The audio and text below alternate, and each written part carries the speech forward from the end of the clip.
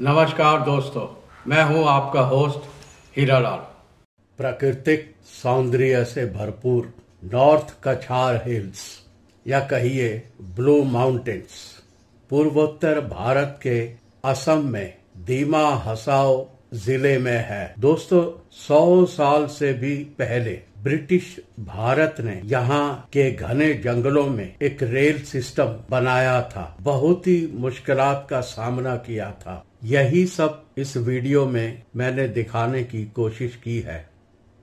दोस्तों, क्योंकि यह वीडियो इतिहास से जुड़ा है तो थोड़ा लंबा हो गया है, लेकिन दिलचस्प है। मेरी एक प्रार्थना है कि मेरे चैनल अनीजवाल को सब्सक्राइब करें अगर अब तक आपने नहीं किया है, और इस वीडियो को लाइक करें, शेयर करें। तो आगे बढ़ते हैं, आइए चले देखते हैं इस वीडियो को।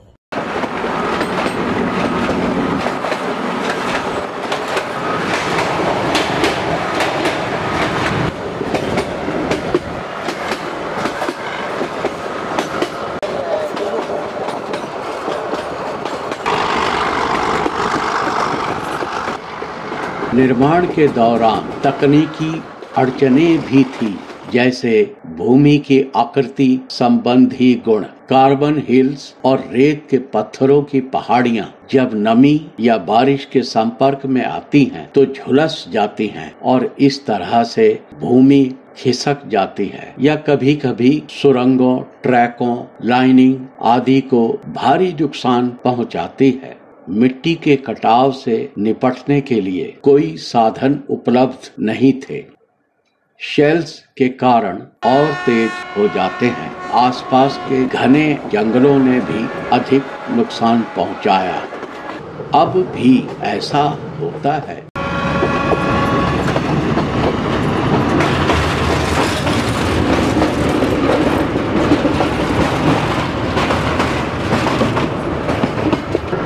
उठा लीजिए सर।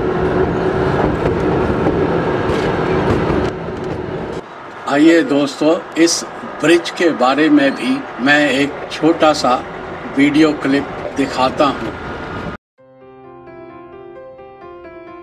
बोइला ब्रिज नंबर 108 का भी दिलचस्प इतिहास है। हुआ यूं कि जून सन 2007 में यह पुल दुर्घटनाग्रस्त हो गया था और मालगाड़ी के कुछ डब्बे 2 इंजन के साथ नदी में जा गिरे। नॉर्थ ईस्ट के राज्य जैसे असम का कुछ भाग, मिजोरम, त्रिपुरा आदि का संपर्क बाकी भारत से कट गया था, क्योंकि रेल सेवाएं पूरी तरह ठप हो गई थी। सभी विभागों के रेल अधिकारी, टेक्निकल स्टाफ, अन्य एजेंसियां रात दिन इस पुल को रेस्टोर करने में लग गए। सबकी कड़ी मेहनत और लगन से ठीक 105 दिन के रिकॉर्ड समय में इस पुल को दुरुस्त कर लिया गया और रेल सेवाएं फिर से सुचारू रूप से चालू हो गई। धन्य है ये लोग।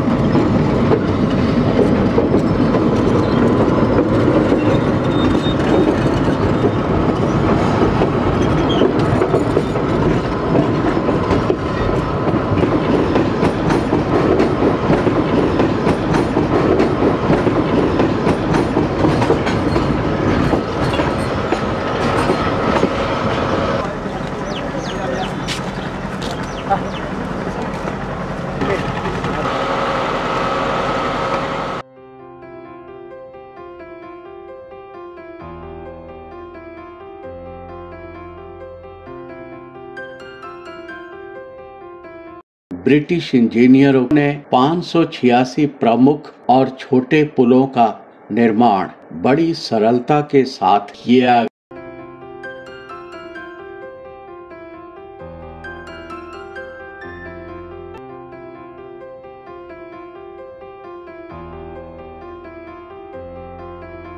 दयांग वायाडक्ट अनुकरणीय है,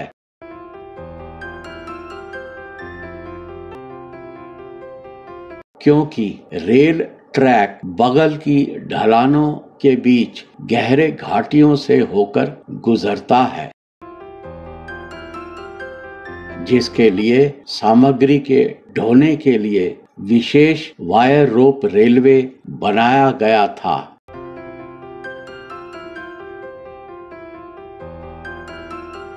अधिकांश पुल घुमावदार ट्रैक पर हैं।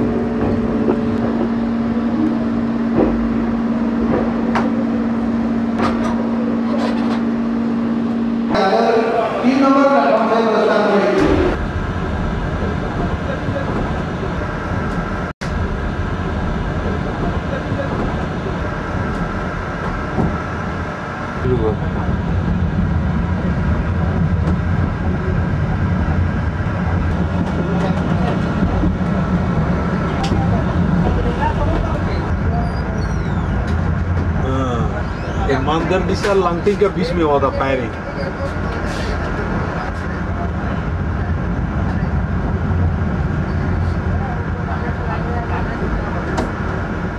ब्रिटिश इंजीनियरों ने अधिकांश 24 स्टेशनों के निर्माण के लिए न्यूनतम कंक्रीट सामग्री का उपयोग किया गया है। ईंटों का उपयोग अधिकतम है।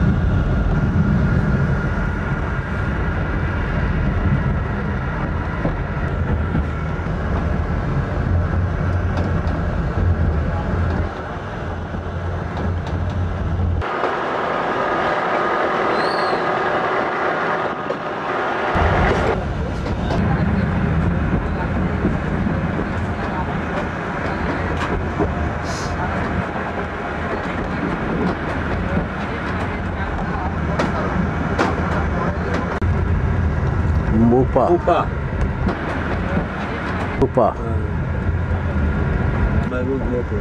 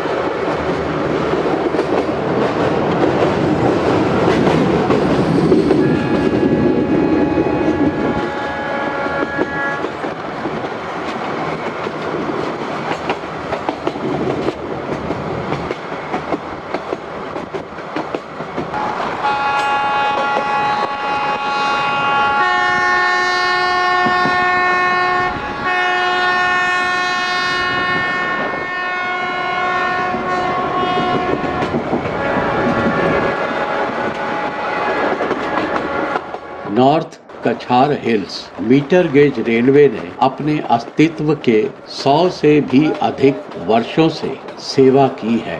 यात्री इस मीटर गेज ट्रेन पर सवारी करते हुए ब्लू हिल्स, घने जंगल और चलते हुए पहाड़ियों में प्राकृतिक दृश्यों का आनंद लेते हैं। लेकिन जैसा कि मैंने पहले बताया है, इस क्षेत्र में भारी वर्षा के कारण बार बार होने वाली जोखिम भरी लैंडस्लाइड्स जब ट्रेन बहाल होने तक घंटों तक फंसे रहती है, इन सब का मजा खराब कर देते हैं।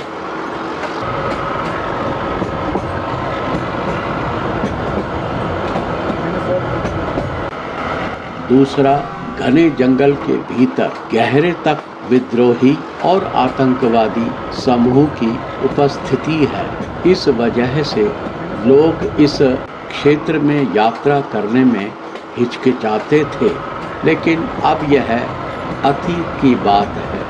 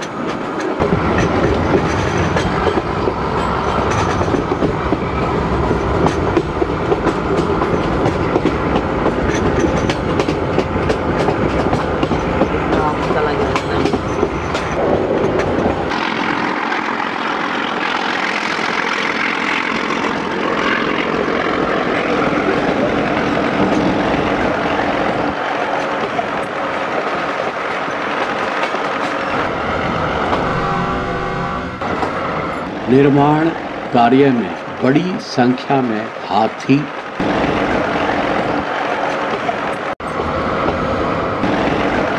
बैलगाड़ी, टट्टू,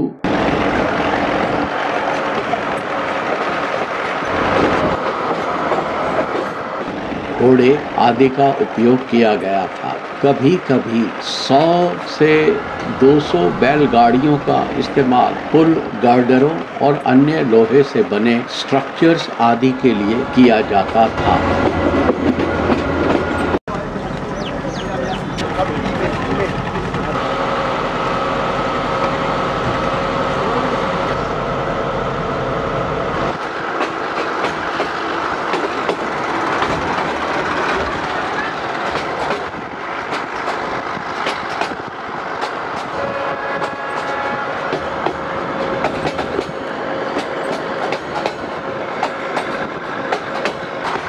इस रेल प्रणाली को मीटर गेज से ब्रॉड गेज में परिवर्तित कर यूनी गेज सिस्टम की मांग निरंतर उठ रही थी, क्योंकि यह भारत के शेष हिस्सों से संपर्क सुनिश्चित करता है। मीटर गेज गुड्स ट्रेनों से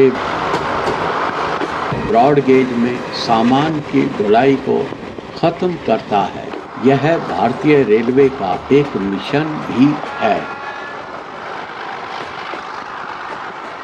अंत में भारत के प्रधानमंत्री ने सन 1996 में सिलचर की एक रैली में गेज परिवर्तन की परियोजना की घोषणा की।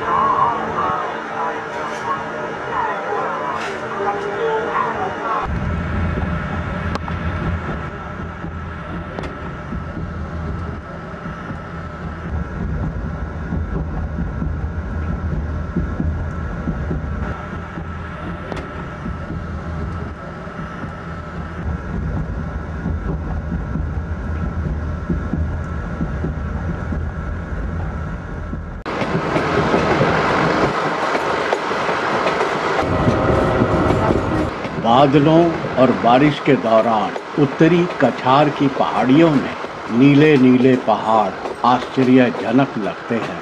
यही कारण है कि इसे लोकप्रिय रूप से पूर्व का स्विट्जरलैंड कहा जाता है।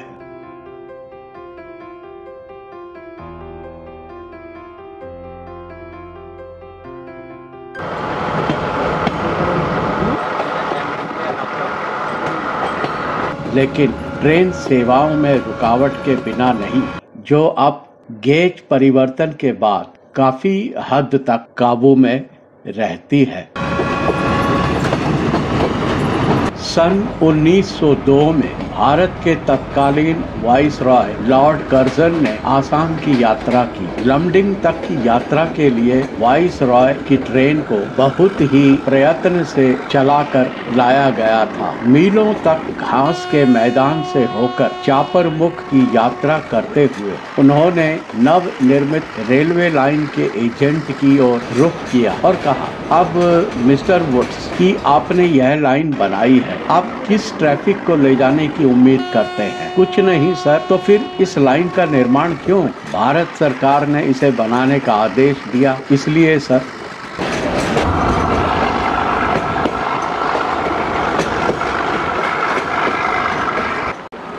अंत में 1 दिसंबर सन 1903 को महत्वपूर्ण दिन यानी काम शुरू होने के 11 साल के बाद दामछड़ा से लमडिंग तक 100.29 मील पहाड़ी खंड को यातायात के लिए खोल दिया गया।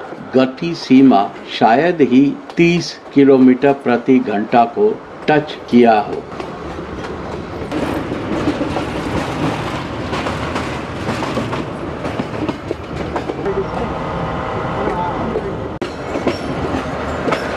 अब 100 वर्ष से अधिक पुरानी मीटर गेज लाइन एक इतिहास बन गई है।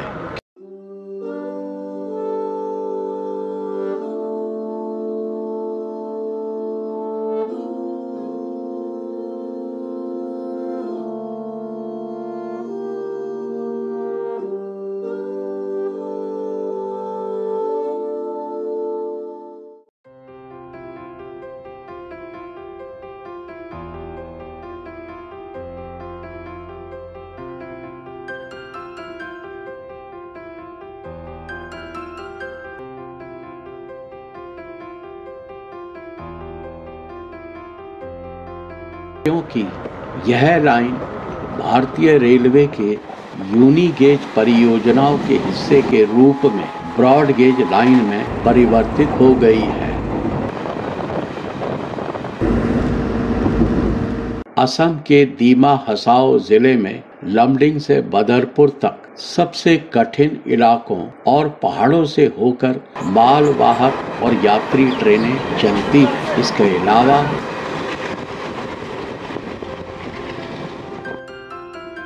अब यह सिलचर दक्षिणी असम में बराक घाटी,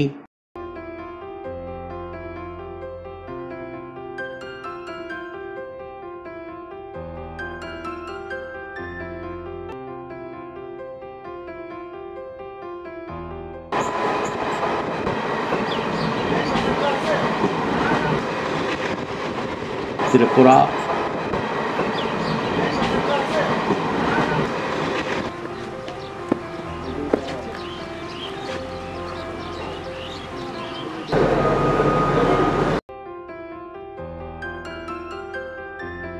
मिजोरम और मणिपुर नई दिल्ली से जुड़ गए हैं।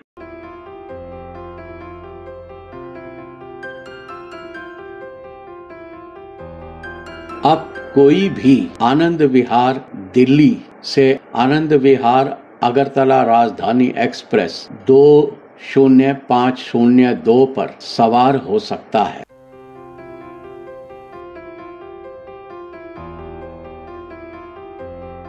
जो तकरीबन 2424 किलोमीटर की दूरी तय करने में लगभग 42 घंटे लेती है। इसके अतिरिक्त नई दिल्ली डिब्रूगढ़ राजधानी एक्सप्रेस और दिल्ली से गुवाहाटी जाने वाली ट्रेनों की अन्य संख्या लमडिंग और आगे अगरतला के लिए कनेक्टिंग ट्रेनों को पकड़ सकते हैं।